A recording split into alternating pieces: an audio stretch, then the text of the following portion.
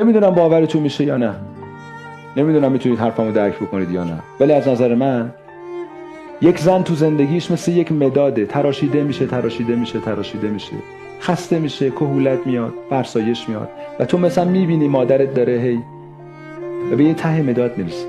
ولی مردها معمولا مثل خودکار میمونن، داری مینویسی سر و مرو گنده، یهو تموم میشه، یهو هر چی اینجوری میکنی میبینی دیگه نمی‌نویسی.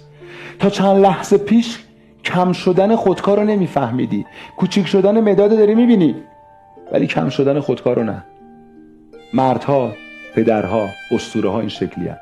فکر نکن اگه الان داره خیلی پررنگ مینویسه حالا خیلی جا داره تا تموم بشه، یه دفعه تو کلمه بعدی، تو حرف بعدی میبینی که دیگه نوشتنی در کار نیست. مدل‌ها رو بشناسید، قدر آدمای دنیاتون رو بدونید.